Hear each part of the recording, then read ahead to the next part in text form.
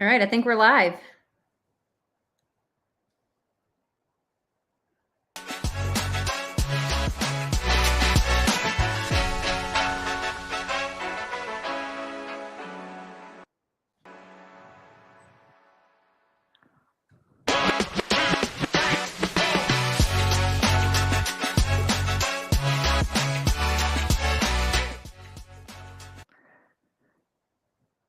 Hey. Welcome, everyone. Welcome to the first inaugural. Is that duplicative? Maybe. Watson weekend. And just like George Santos, I get to be here another week. Welcome, my co host, Jess Laseski, a longtime friend. Hey, how's it going? How was your week? My week has been great. It's getting colder here in New York. And so I'm like, you can't have a closet with all your clothes in it. You have to sort of like pack them away, as you know, from New York City. So I'm Yep. digging out my coat, and Ooh. I think I'm going to use that to figure out how I'm going to survive this winter. Yeah, that makes sense. We're still kicking it. Like it's a little cold here in North Carolina. So for those of you who don't know, Rick and I go way back, like 20 years back into time. So it's going to be a little bit of us catching up on a Friday. Yeah, so North Carolina, we're still in the decent weather, but I had a funny story I wanted to tell you. So for those of you who don't know, well, shout out to my friend Vinny, who isn't as familiar with me. I have two boys. One's 8, one's 13. Last night at dinner, my 8-year-old Shepherd decided that he was going to try asparagus just so that he could see his pee smell. So that's the That's process. Like it's a worthy goal. It's a worthy every goal. about 10 minutes, he was checking, like, is this happening? So that was our night. I love it. It seems like this week, one of the things like Jess and I met, I would say going back to like 2003. Yeah. I joined Channel Advisor in 99. I was something like employee number 5 Yep. in that range. Give me your number, Jess. I'm 30. I was 34. 34. Yeah. All right. So came a couple years later, Couple but years later, and and then yeah, that's cool. Yeah, yeah, we'll just start calling you 34 from now on. 34. Yeah. My number always in sports was either number 4 or number 10. So Okay. I'll take 34 in the professional career. Yeah. So after that stint at Channel Advisor, the next one was Barnes and Noble, which is really where we hit our stride, I think. Yeah, definitely. So I moved to New York City in 2011 to help start BarnesandNoble.com's third-party marketplace, and I needed somebody who could sell shit. You called me. And I called Jess. How do we recruit some merchants? I think that's actually, we're gonna keep our guest on the sideline for a second, but that's actually when I was at Barnes and Noble. I think I originally met our guest at the time, and he has an interesting background as well. But um, yeah, Barnes and Noble was a crazy time. It was a crazy time. But that's kind of the places where you learn the most, right? We were building something from scratch. We were trying to make it part of the whole uh, evolution of where the brand needed to go. And at the same time, they were trying to rebuild.com, launch the Nook to compete more aggressively with the Kindle. So there was definitely a lot going on. We had to fight and pull our way for resources, and I feel Yeah. like we were selling much more internally than we even were Yes. externally to get this thing off the ground. Yeah, anyone in the audience who's worked at a big company, I think, understands how difficult it is to get anything done. But somewhat marketplace was a blessed project, and so that was useful from that point of view. I think we had some interesting leadership as well. The president of BarnesandNoble.com was John Foley, who would then go on later to start Peloton. The president of Barnes and Noble Digital was Jamie Iannone. who is now the CEO of eBay. And so there were some hitters at Barnes and Noble, like this little bookseller Yeah. at the time. I think John is back to rugs now, and so we wish Yes. him well. As a great human. He's back at another startup.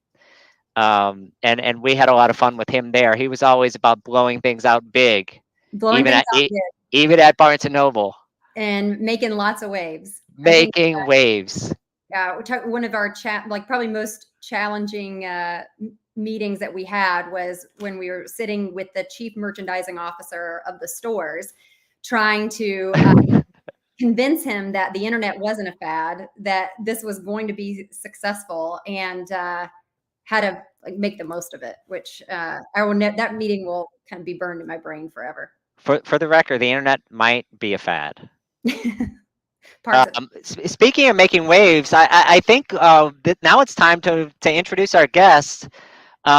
This gentleman has been in a number of different businesses. I met him, he was making teddy bears, and then he moved to selling hard alcohol, hopefully to people that were legal, and now he's in baby's formula. And so I think if you combine all those businesses, you have like Grizzly hard formula.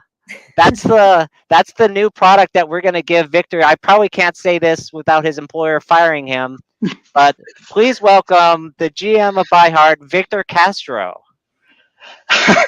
Hi, Rick. Hi, Jess. How are you? Hey. Thank you for having me. Yeah, thanks for coming on. Thanks for being on. What's your week been like so far, Victor?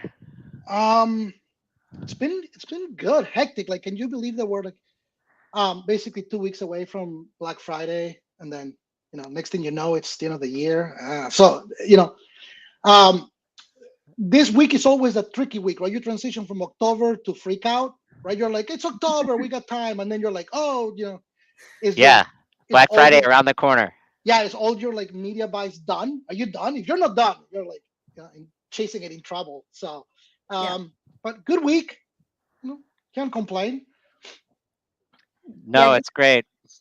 You were talking to Victor.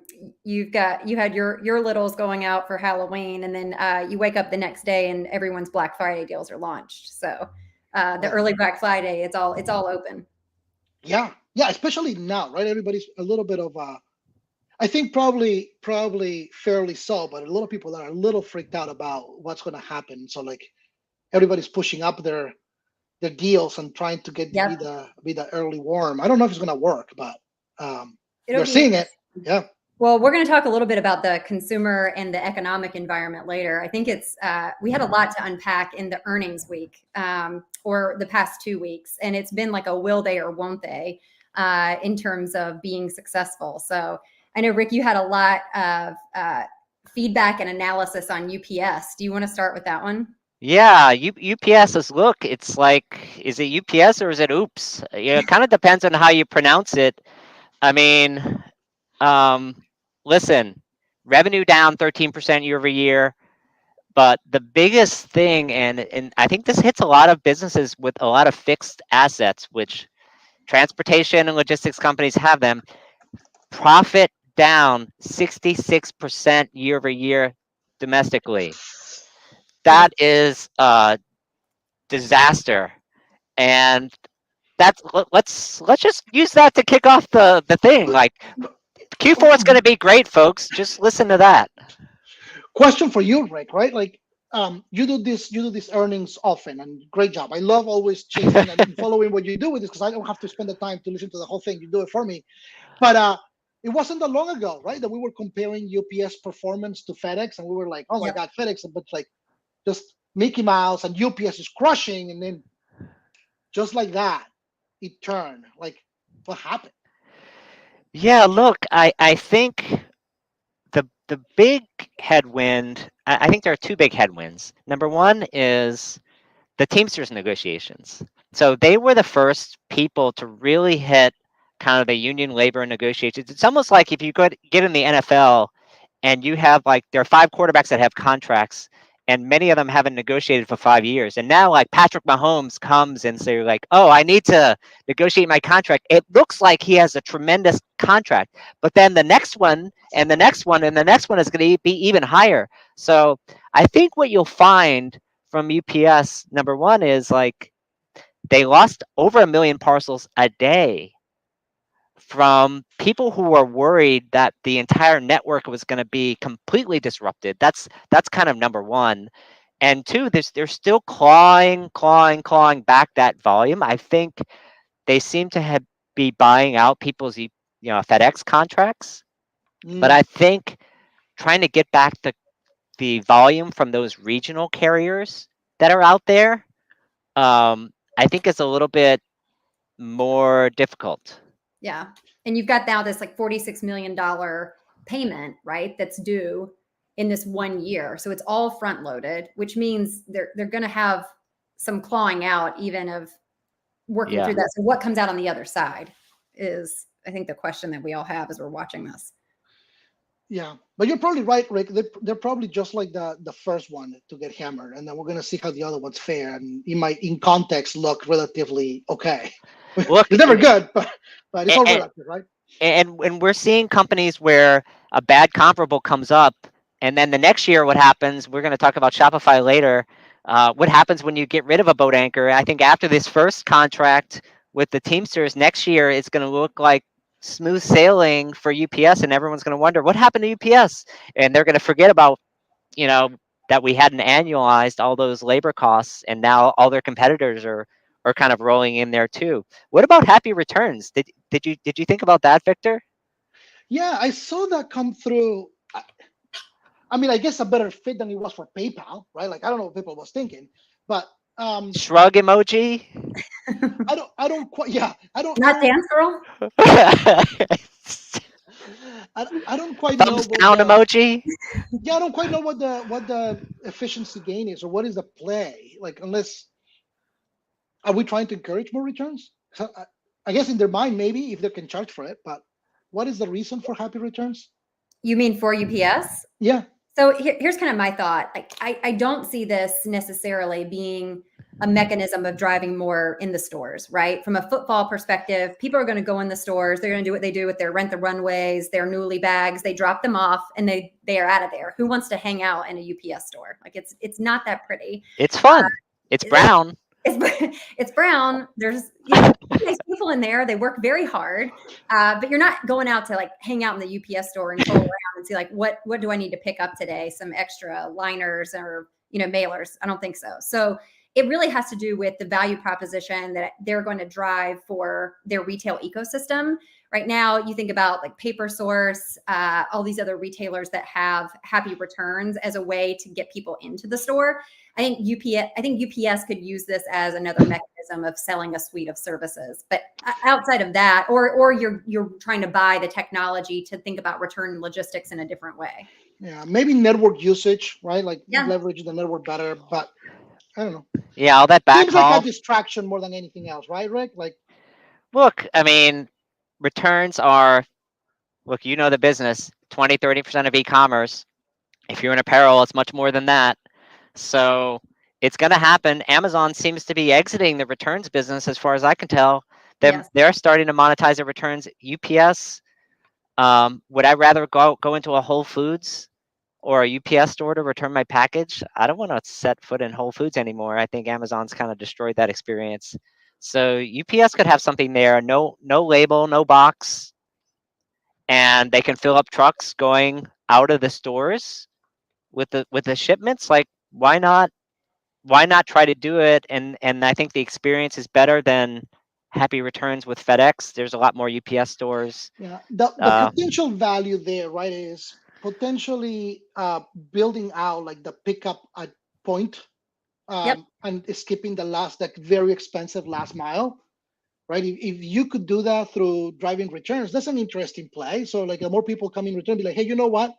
One trip, we'll hold your 3-4 packages, hold them here, come return that thing, pick up the 4, and I can skip the last mile delivery. Maybe there is something, but far. No, it's a lot of fun. And look, we're talking about earnings calls here, and sometimes I get asked questions like, Rick, who gives a shit about earnings calls? Like it's like this Wall Street. And to be honest, if you're an employee, or especially if you're a senior leader, there's nothing you hate more than just like a quarterly focus, because customers don't have a quarterly focus. They don't care. Why does it even matter?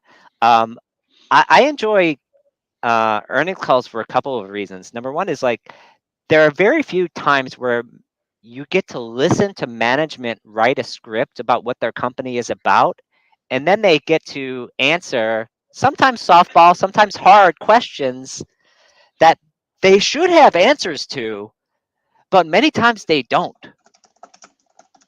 I mean, what are some of like have you heard any like favorite answers from earnings calls, Jess? Mm. You know, I think it was interesting to listen to Josh Silverman at Etsy talk about their business, Hmm. because people were really probing on there were a couple things that he talked about, right? To believe that Etsy's got opportunity, they were selling the fact that only 12%, there's only 12% awareness of Etsy as a gifts destination. And so that you hear that What? stat, like, yeah, that was the stat he talked about. Like he felt like there's room to grow. And then when you think about home and other places, they're even less in the consideration set. So that's kind of one. They also talked about the fact that they're focused on reliability and the quality, tackling some of those barriers, like some of the Chinese sellers that are coming in and selling manufactured goods. So people are though really probing on, all right, but where do you see this going and what's your road to get there? And what they're hearing is we're going to have to spend, right? And so then they start diving into, well, what's the Wah. how are you building awareness? And so they talk about the optimizations. They talk about, yes, we're testing into TV, but we all know that Etsy is really building their advertising on the back of sellers, right? Since they have raised Yeah. the seller fees, and they force sellers into that because you have to be part of it if you're in the ecosystem. There is a no opt out. And you look at their performance marketing spend versus just other spend, it's up 16%. So along with where their services are, so you put those stats together, it's no wonder Etsy is being able to fund where their spend is going, because it's again on the backbone of the seller community. But isn't that sort of like a little bit of where eBay started running into trouble? They got addicted to that money and they started like trying to find more ways to fund their acquisition because it was inefficient. When they don't feel the pain themselves and they're just passing on the costs, it's a little bit of a slippery slope, and you start like overtaxing your sellers, and they'll like go and find a different marketplace that doesn't have the same costs. Oh, do you mean like a marketplace that takes 50% of your gross margins? Yeah. Are there any marketplaces like that, Victor? Listen, I'm not a fan, so you know how I feel about them. But they do provide, or they have historically provided sort of like improved services, right? Beyond that, I don't think it's worth the margin they take, but So Amazon let's use does that. a decent job. Let's use that to seg to Amazon. I mean, Yeah. look, they had a good earnings. They crushed it. They pretty much crushed it, and I think look, they did kind of a low key bet the company move with this regional fulfillment model. If they did this, and if you don't know, like one of the things I'll explain, Amazon was an air carrier. They leased pilots and planes and airports, and part of that is because they had inventory spread out all over the country, and we're still trying to keep their 2-day promise. What they've done in the past year is really regionalize, set up the country into 6 or 8 different regions, and they want 80-90% of all purchases and shipments to come from your region of the country, not from anywhere. And really, look, it's not a rocket science idea, but I would say at their scale, it's not really been done, except if you look at the stores business. If you think about like how Walmart does their distribution, they have regional distribution centers that serve a network of stores, but no one had done it to this scale in e-commerce. Obviously, no one has Amazon scale. What do you think about it, Victor? Well, I think that we talked a little bit a while back, and we were wondering, right? Because we understood the direction they were going with, but everybody else that had up to that point sort of reported their experiences had been subpar. They had underperformed, like, oh, Amazon is betting this on logistics, and nobody's having like, right? We talked about it, like the flex ports. We talked about like Shopify getting rid of logistics. Logistics are hard, and we were wondering if they were going to be able to actually succeed at that. And they surpassed expectations. I didn't think they were going to. I was expecting a down year for them or a down report. I mean, good. I'm. It's curious to me that that's the when they have seemed to be changing their business model on the marketplace quite a bit, in the sense that I see more attention being paid to advertising and not necessarily to like the day-to-day running of the marketplace. And that has been sort of a trend happening over for a few quarters. So I was surprised that that's where they went, and I am actually more curious about what is the long-term play of that, because I didn't expect it. Well, I think it's that ego, right? There are a couple of things as you looked in, unpack the earnings. So they will keep putting more people into ads. They talked about this generative AI. They're making it so easy to take a listing and create something extremely visual. They're pushing more offline as well from the ads perspective. And then they have buy with Prime in the Shopify deal. And I don't know if you're ready to leave the Amazon track, Rick, or not, but like there is definitely this, are they frenemies? Are they enemies? But it's interesting to watch. Well, before you move on, I guess the what is interesting is I am one of those that don't love being on Amazon. You have to be. I like the traffic. I don't like the right. I don't like the cost of doing business in it. Right. I know. It does feel that way. But with the advertising and some of the so you have the buy with Prime, you have Amazon Pay, you have advertising, which now they have actually starting to let you link off site, like off property. Is this just sort of like a steps towards separating the marketplace from FBA completely? And then FBA is really a standalone logistics business, period, and almost no relation to the marketplace at all. Well, and now they have the whole supply with Amazon, right? So now they want to take over your supply chain, and you don't even have to let it hit your warehouse or even they're going to get it from the boat. They're going to get it over into right directly into their ecosystem. I mean, do you think they should separate?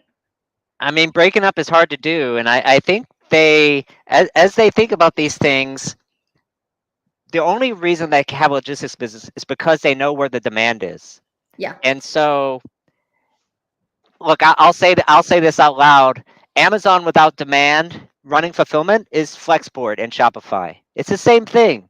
Like, you can't, unless there's demand to fill the network, it's just a lot of cost.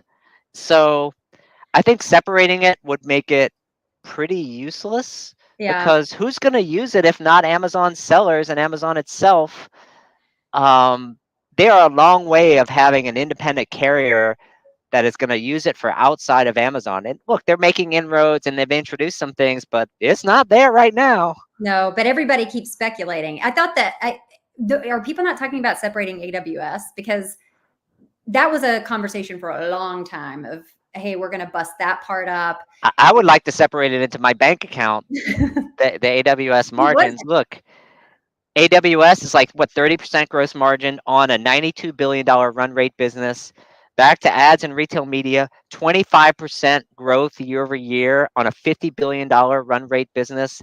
It's almost criminal. Yeah, I know. I know we have to get to Shopify. The last thing I'll say is you have to hand it to Amazon. They are freaking smart, because now also with the lock-in of Thursday Night Football, the amount of people that they're getting to adopt more and more of their services, because Prime Video was probably a little bit on the struggle bus, right? Falling behind other streaming services. They get Thursday Night Football. And I don't know if you caught this, but they're even like we should play bingo with the whole like generative AI as we listen to these earning calls, because everyone's going to be talking about it. But they are even putting generative AI in like the way that the production is done, so they can get to the who's going to rush the quarterback faster. They're like predicting which wide receiver is on the field, who's going to get the pass, because they have more propensity to score the first down. It's insane, like the level of tech that's insane. I mean, you bring up the struggle bus, and so let's go over the Shopify, and we talk about logistics.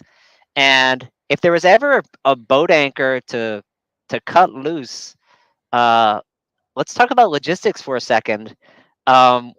Earlier this year, after like less than a year in the company, I mean, literally like 6 months after the acquisition closed, Toby chucks it off the boat. And now all of a sudden, what do you know? Gross margins going up, headcount going down, POS is on a tear. Yep. Where do you see this? What do you see the forces shaping Shopify right now, Victor?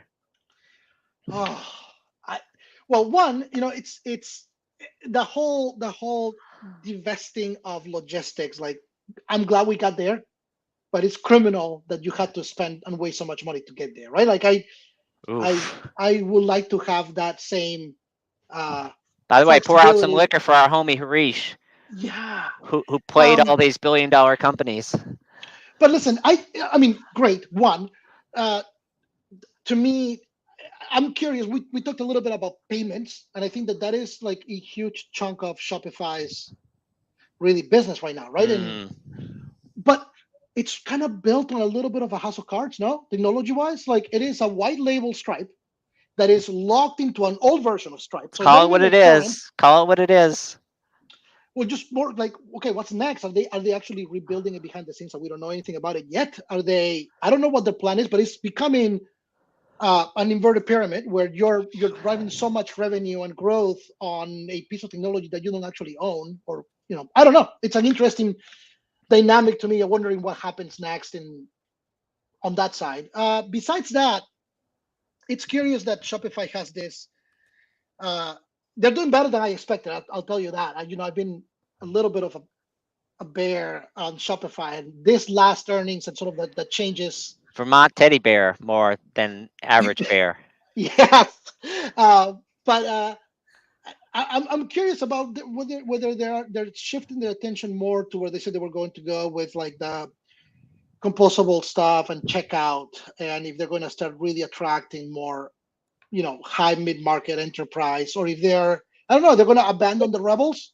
Are we abandoning the rebels? I think they're putting a bullet in the rebels, guys. So, because if you heard Harley talk about all the names he dropped, Banana Republic Home, I mean, it was very enterprise oriented. Mr. Beast, he's in the enterprise. Yeah. Listen, do a count, right? Go through the last 6-8 quarters and count the mention of rebels in the earnings report, and you'll know. How many times did he say rebels this last one?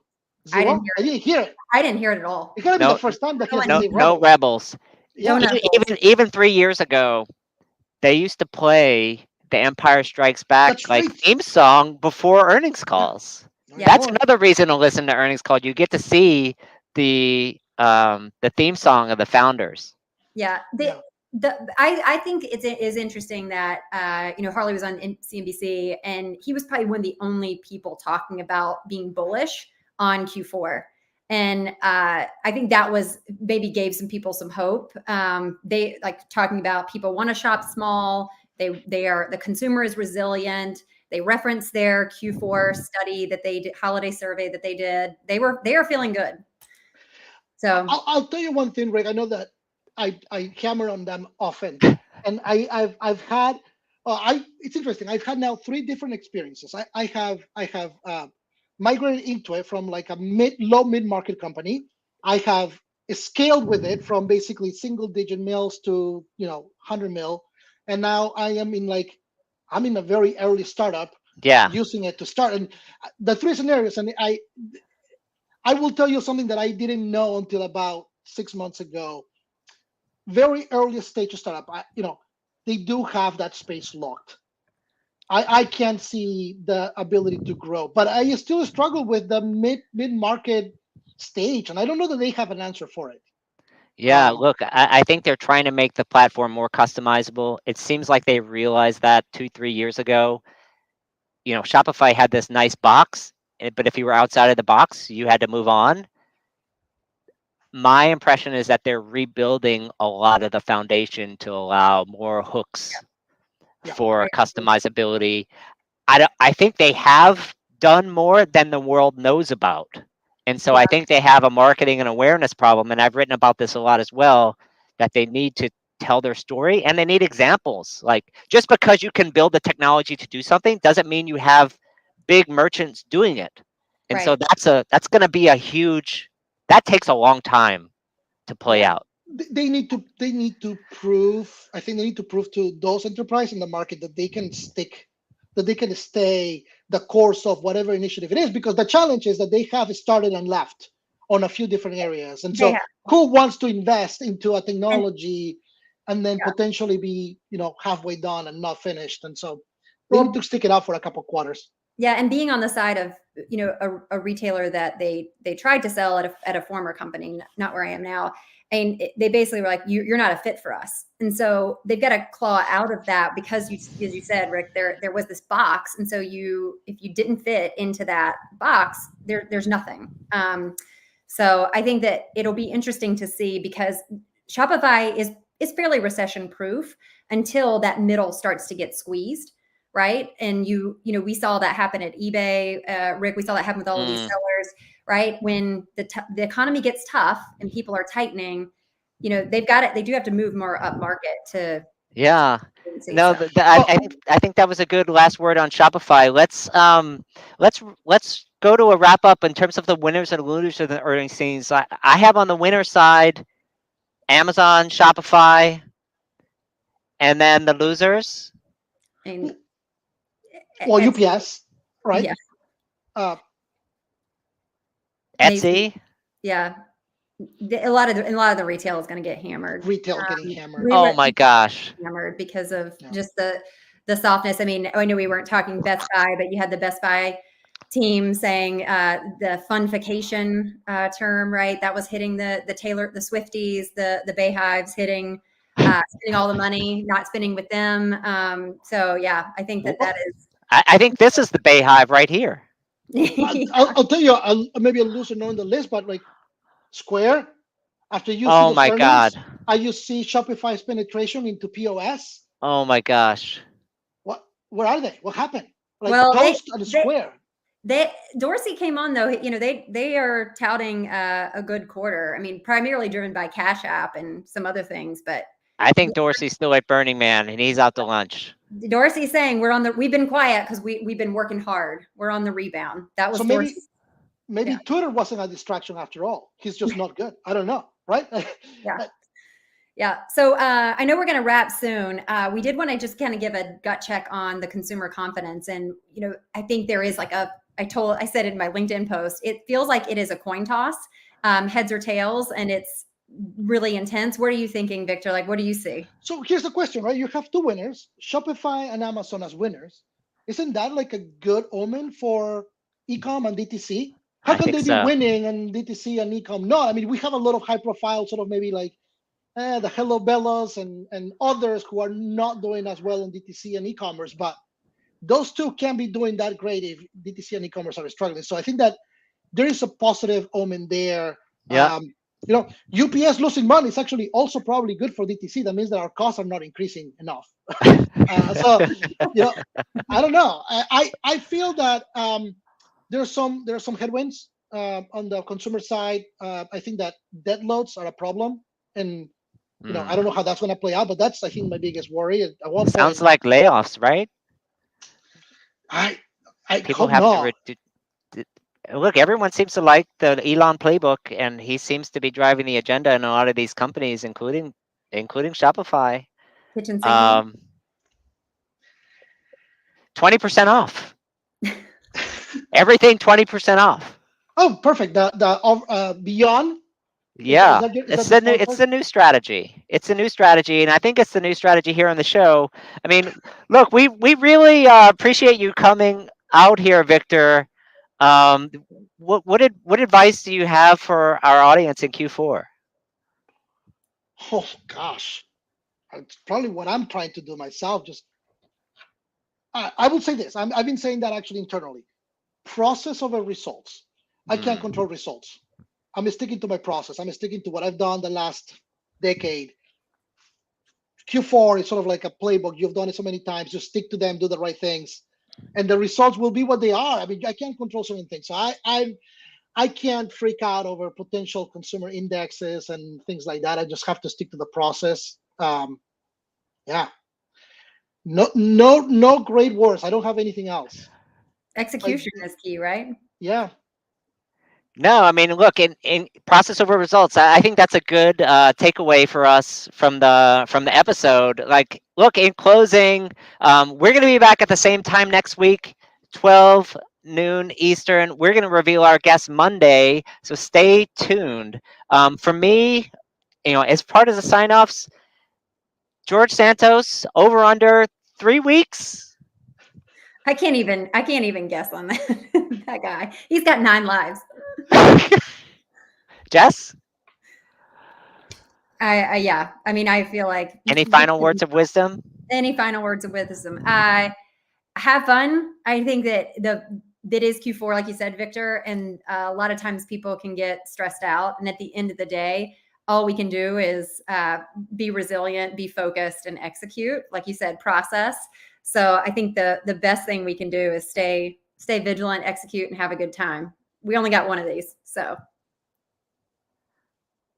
I mean, this weekend, I'm looking forward to setting up a whole bunch of baby gear and ordering a bunch of new baby gear. So I'm sure that's music to Victor's ears. I'm not yet ordering formula. So he will. I know where you can get some. We really appreciate you coming out, Victor. Thank you. What are you looking forward to on the weekend, Jess? I will be at a football field. I'll be at a tennis court. So, Victor, your kids are not in sports yet, but that becomes pretty much your day. And then I know our friend Vinny kicked this off with an old fashioned. So I'll be sipping on one of those at some point. Cheers. All right. Cheers. I think we can we can go out with some music and have a little dance party to let the credits roll to on the way out. I want to see Victor's moves. Oh, what's your go-to? Depends on the music. We're in the club right now. We are. Yeah.